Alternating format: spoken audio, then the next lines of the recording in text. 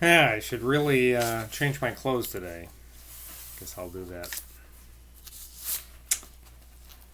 While Sam was approaching the turn to Street Road, Crummy, left quite alone in Cardiff Villa to prepare for her supper with Miss Drew, for the mayor and the mayoress had gone for the evening to the city of Wells, was sitting, as she often was these days, by herself in her childhood's bedroom, where all the pictures on the wall, little childish sketch entitled Crummy by Crummy, in the eloquent, if not artistic, series of the seasons, jabbered and gibbered at her, languished and lisped at her, with memories of the married Cordelia.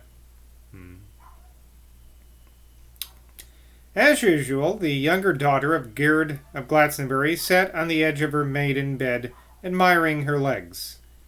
If it had not been that Crummy's heart, independently of her legs altogether, had fallen in love with Sam, the chances are that from sheer good nature she would have long ago married one of her innumerable admirers in the town. But if the truth about the girl must be told, Crummy, in reality, was not attracted to men.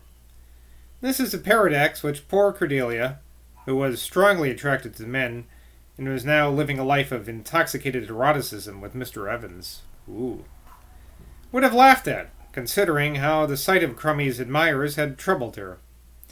But such was the exact truth. What Crummy was attracted to was not her men, their personalities, their looks, their ways, but the reflection of herself, and particularly of her incomparable legs, in the mirror of her men's eyes. Now, it is the greatest mistake in the world to assume that the sort of narcissism in which Crummy indulged was selfish or ungenerous. It is true she derived an exquisite and indescribably voluptuous pleasure from admiring herself, from caressing herself, as she was doing at this moment. But it was a pleasure she longed to share with as many people as possible, women quite as much as men. Nor was she fastidious. Naturally not, considering that what primarily stirred her was not these alien personalities and their intrinsic qualities, but the degree of their excitement in the presence of her own charms. On the other hand, the girl was so essentially humble and so free from malice or spitefulness that a very small measure of this excitement was enough to satisfy her. But in Sam's case, everything was different. Her feelings for Sam was a most delicate, vibrant, and totally self-forgetful thing. Nor would she have been at all anxious for Sam to enter at this moment and see her beautiful bare legs. Sam was the only person in the world before whom Crummy was bashful, shamefaced, super-modest. She would have felt like sinking into the ground with shame. That is how she would have expressed it to herself. If Sam had burst in now and beheld the satiny whiteness of her limbs, soft and tantalizing, and of maddening loveliness. What she wanted Sam to admire in her was her intellect, her searching intelligence, her ideal sentiment, her religious soul. And the pathetic thing was that Providence had not only refrained from endowing Crummy with these gifts, but had not even given her a limited success in the art of pretending to possess them.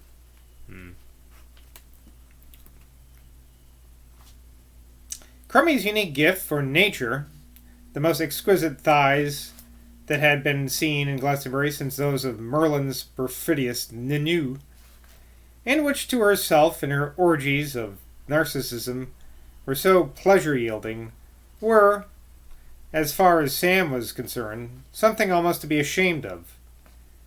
She would have preferred to appear before Sam in a heavy nun's garment, descending to the ground with her hair covered up by a black hood. How could she have possibly known that it was Sam before whom she was now destined to appear when, hearing the doorbell ring, she hurriedly put on her skirt, wrapped herself in an old woolen dressing gown, and with her fair hair loose and her bare feet in little tattered slippers, ran downstairs.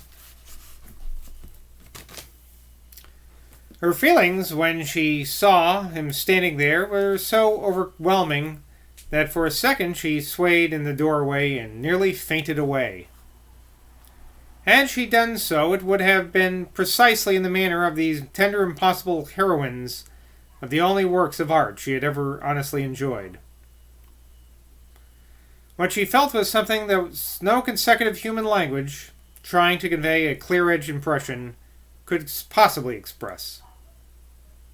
Sam's figure suddenly appearing before her at her own doorstep evoked that bewildering, staggering sense of the very nature of things shifting, altering, transforming, which the Magdalene must have had when the apparent gardener of the Amarthian tomb murmured the magic word, Mary.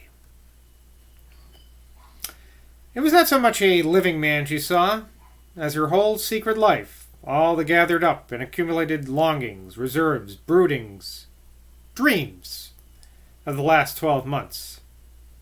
He was not a thing of palpable outline at all, of definite contour or of solid substance. He was a cloud of filmy essences, vague yearnings, precious dreams, dear hopes, wild idolatries. It was a shivering anguish as well as a wild ecstasy to see him embodied there, in an ordinary human form, familiar and natural. So unself-conscious did this ardour of her own sweet flesh become in her rapture of seeing him, hearing him, touching him, that when she had taken his coat and hat and brought him into the musty drawing-room and put him in her father's chair with the bare rug at his feet, she sank down before the fire without a thought of stirring its dying embers, or of lighting more than one solitary candle, with a spill thrust deep into those flickering coals. Across her bare feet, before she realized the necessity of hiding them under her robes, fluttered the rosy fire gleams. Down upon her loosened hair fell the yellow rays of that solitary candle, while from the unshuttered window, open at the top of her mother, as her mother had left it, the cool evening air circled round them both, full of the dewy smells of the damp meadows at the road's end. Even our poor vision-wrought Holy Sam was not so dehumanized as to not feel that there was something about this moment that was charged with portentous issues. Something fatal, something totally unforeseen, something that held the future in its quivering crucible. Crummy was in such a mood of unutterable awe and pent-up ecstasy at having her idol, her more than earthly lover, alone in the house with her, that she found difficulty in uttering a word, and when she did speak it was in a solemn, breathless whisper. So potent, however, is the concentrated love of the feminine heart, that although this man, sitting there above her, had just beheld, actually in the flesh, that elusive mystery which was the cause of Glastonbury's being Glastonbury, it was the girl and not the man who dominated that moment, her exaltation, and not his, that held the thunder flesh of that charged air. "I never thought," she whispered with intense emotion, not presuming to raise her eyes above the muddy soles of Sam's boots, "that I'd ever have you here alone." "Dear Crummy!" And he made a timid movement of his hand towards her head, but quelled by the intensity of her feelings, let his wrist fall back on his knee, where it lay limp, with Angela's handkerchief round it. "I've got so much to say to you that it's hard to begin."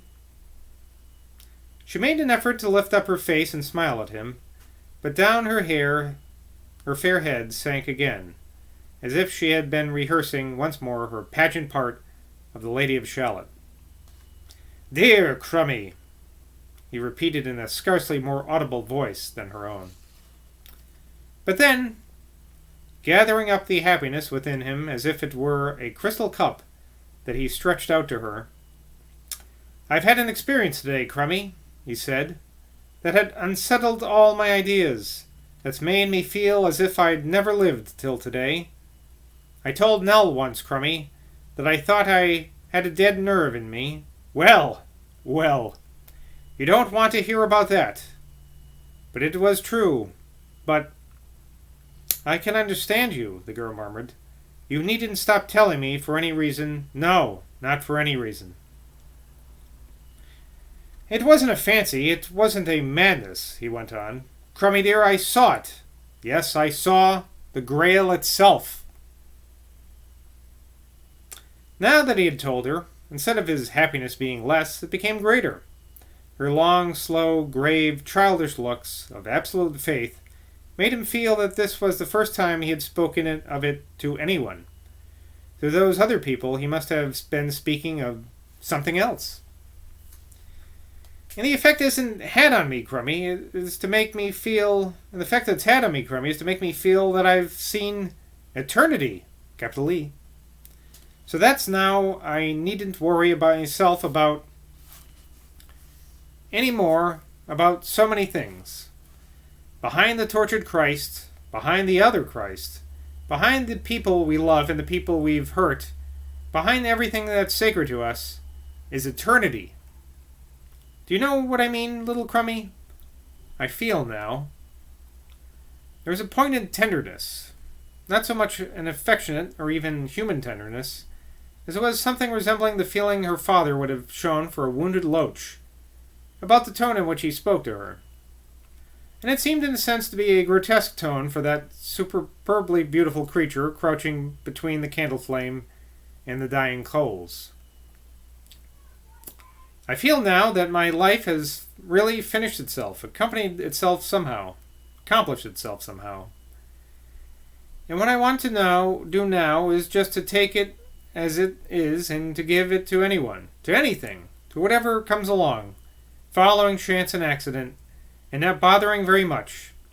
Do you see what I mean, Crummy? Taking everything as it happens, since I've seen eternity. He needn't have asked her if she understood him. She had been following every word with the absorbed attention with which a prisoner hears his sentence or a gambler watches his throw of the dice. When he had finished, she moved away from him a little, and bending down before the high bronze fender, pressed her forehead against its top bar, while with her hands she clutched its shining knobs. It was clear, even to the bemused and bewildered Sam, that she was struggling with herself and making some monumentous decision. Her decision, whatever it was made very quickly. She lifted her head from the fender and rose to her feet, clutching her robe tightly round her and gazing down upon him, where he still lay back at ease in her father's big armchair. "I've got something to tell you, Mr. Sam," she said. All his father's parishioners called him Mr. Sam. Never in her life had she called him Sam. He gave her at once his full attention. He sat straight up on the extreme edge of the armchair, his hands on his elbows, his heels beneath him, his head raised. He looked like a boy whose pockets are full of apples and pears, giving polite attention to the conversation of an elder sister. "There are very few men," she began, "who can live alone as you do, Mr. Sam. But I know you are doing wrong in doing it. Mrs. Oyland belongs to you. She has given herself completely to you. She has had a child, and I know that I am telling you what's right when I tell you that you two ought to not live separate any more. There are things that a girl knows more about than any man, and this is..." She stopped abruptly. From a portion of her powerful nature, for after all she was Mr. Gird's daughter, that had never been roused by Sam, she suddenly felt a wave of irrational anger against him. Once, when she was a little girl and had been caressing a rag doll, for which she nursed, just as she did for Sam a devoted idealizing love, she caught a look on its face that seemed so unresponsive that, filled with wrath against it, she snatched it up and dashed it upon the floor. That's Glastonbury for today. Till next time, have a good day. Cheers.